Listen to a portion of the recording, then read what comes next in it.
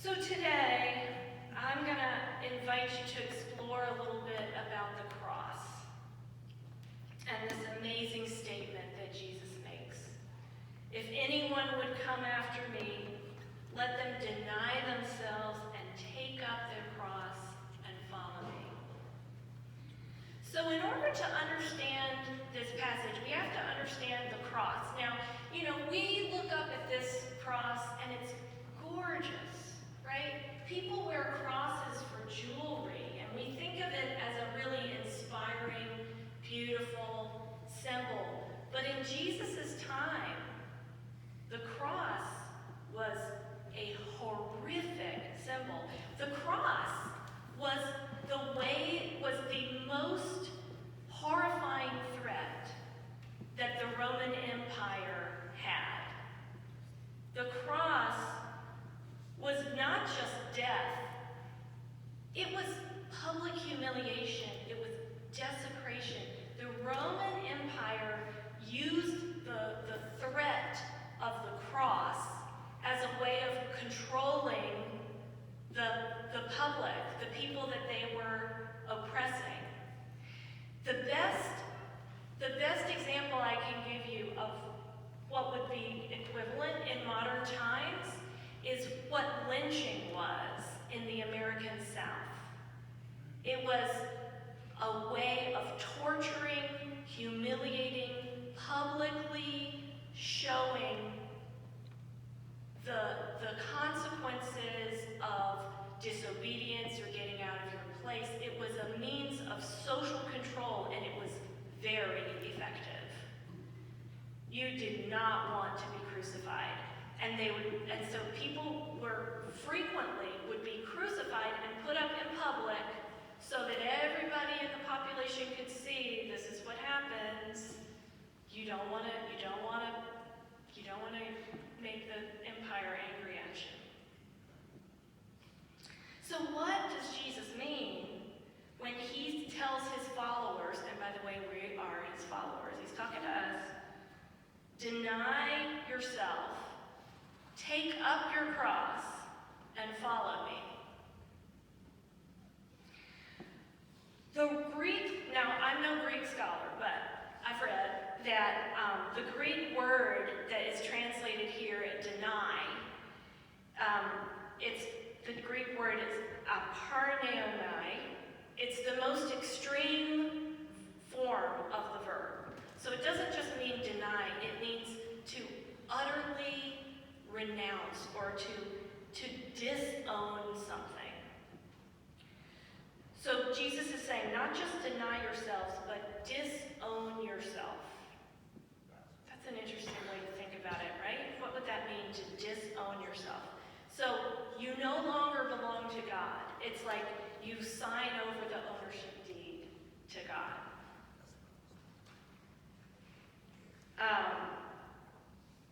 When I first heard this, it suddenly dawned on me why I've always been bothered when I hear people say, it's my life, I'll do what I want, It's my life, if I want to throw it away, that's my business. That's always really annoyed me when I hear people say that. I mean, in general, people are like, well, yeah, that's true, it is your life, you can do what you want. But no, not if you're a Christian. If you've given your life to Christ, it's not your life. It belongs to God now. So Jesus says, if you want to come after me, then disown yourself. You are not your own. Now, in order to understand this, we need to go back to something I've talked about before to this congregation, that there are two different meanings of self. When Jesus is saying deny yourself here, he's not saying the self that is your immortal soul, that spark of Holy Spirit in you, that is who you truly are. He's not saying deny that self.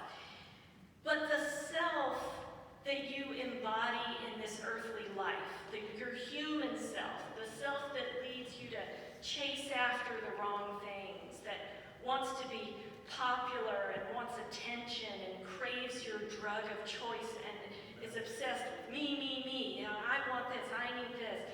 That's the self that he's saying, renounce. In some of the New Testament letters, they call this being a slave to our passions. So, anybody who's experienced a chemical addiction knows what this can be like, that it might seem like you're doing what you want, but in reality, you become a slave to that addiction. It controls you. So Jesus invites us to say to that self, I don't work for you anymore. And when we disown ourselves and give our lives over to God, we're also freed from the prison of our own pride, our petty desires, our insecurities and judgments, those self-centered impulses that control us. In America, I think we have the idea of freedom all wrong. We think of freedom as the ability to do whatever selfish thing we think is going to bring us pleasure. But true freedom is freedom from those desires. That's actually part of the symbolism of baptism. It's interesting that we were talking about baptism. Baptism is a ritual of dedication, acknowledging that our life is not ours, we belong to God. And in Jesus' time, baptism was done by immersion underwater, the symbolism being that of death. When we're baptized, we make a decision to die to ourselves. We accept our death, and now every day going forward, we live only for God. So that brings us to the second part of the verse. Jesus says we should give our life over to God and renounce all claim on it, and we should take up the cross.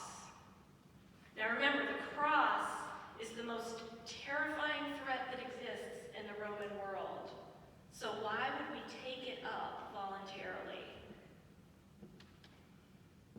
Imagine the things that terrify you in life. Whatever fear prevents you from doing what's right sometimes. Death, humiliation, betrayal, torture. That's what the cross was in Jesus' time. And Jesus says, just embrace it. Don't try to avoid it. It sounds crazy. But here's the genius of this passage, and this is the main thing I want to get across today, is the most amazing thing happens when you accept the possibility, the reality of death and suffering. Suddenly, you have nothing to fear. By taking up the cross voluntarily, we actually strip it of its power to control us. Imagine the freedom of having nothing to fear. Nothing can intimidate you or stop you from doing God's work. Jesus says it this way, whoever loses his life for my sake will find it. The ironic thing is that it's only when we accept death that we can really, truly, fully live. Live a life without fear. By taking up the cross, by accepting our death, then fear can't control us. By giving our lives over to God, by saying, not my will be done, but your will be done, then our own selfish motives can't control us. Well, nothing can stop us now. This is what the civil rights leaders did in our country. They took up the cross. They knew they might be lynched or killed for their resistance, and some of them were.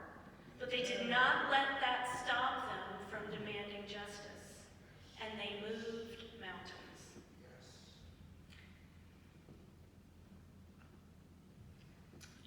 I'm going to share a story with you that always makes me cry. So sorry about that. Some of you have heard me speak in the past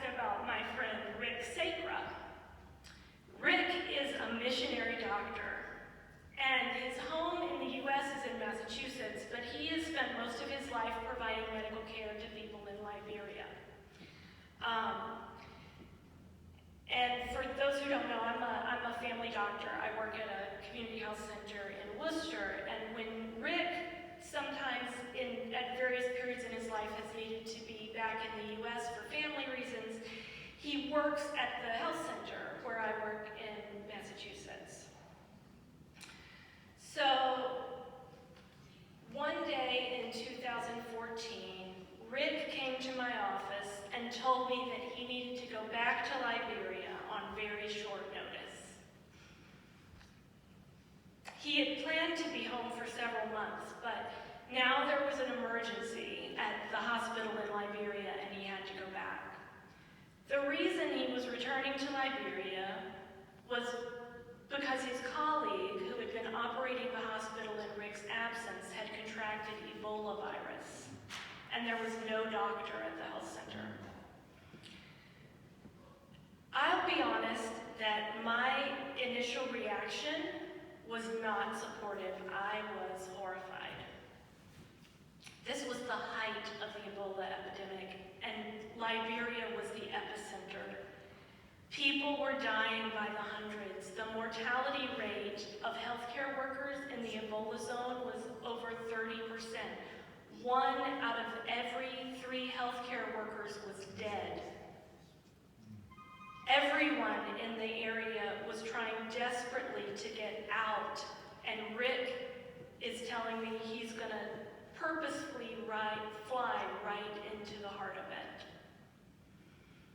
But he wasn't asking my opinion. His mind was made up. He just wanted to make me aware of his plan so that the health center could cover his obligations here. So he left, and for several weeks, some of my coworkers and I would receive emails from the front lines of the Ebola epidemic telling us there weren't enough hazmat suits, that with all the other medical centers closed, women were dying at home from preventable complications of normal childbirth. This congregation actually prayed fervently for Rick. Every week, a lot of you prayed for his safety.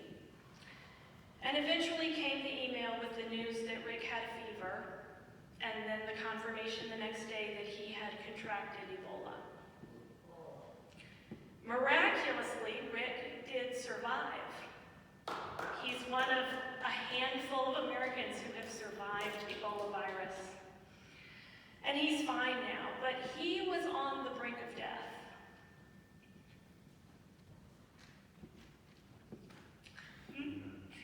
Many months later, I asked Rick, when you found out that you had contracted Ebola, did you regret your decision to go back to Liberia? Did you think you had made a mistake?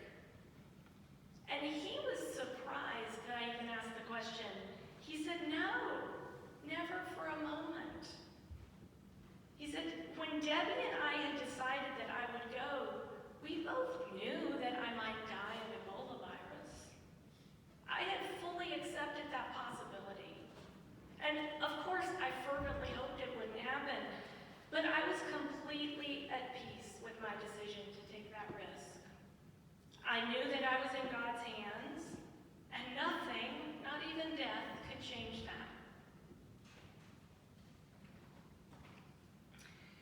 You see, Rick had already died to himself long before he had to make a decision about whether to risk exposure to Ebola virus.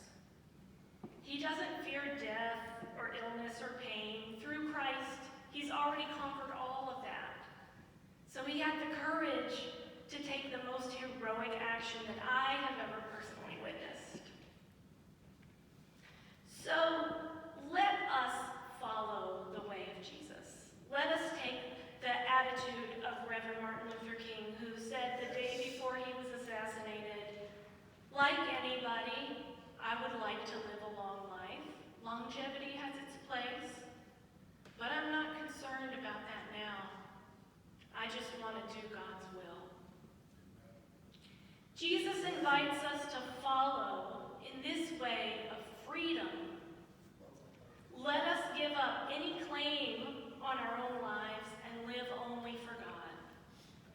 Let us take up the cross, embrace the fact that we will suffer and die in this life, and in accepting that fact, let us rise above it and live fearless lives. Brothers and sisters, when we are living fearless lives, fearlessly for God, no power on earth can stop God's will. Hallelujah. Let us stand boldly for justice, with love and forgiveness for our enemies, secure in the endless love of God.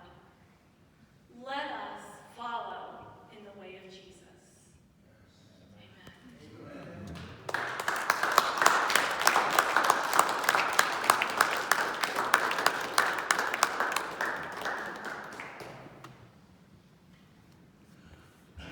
I believe that was one of the best sermons I've ever heard in my life.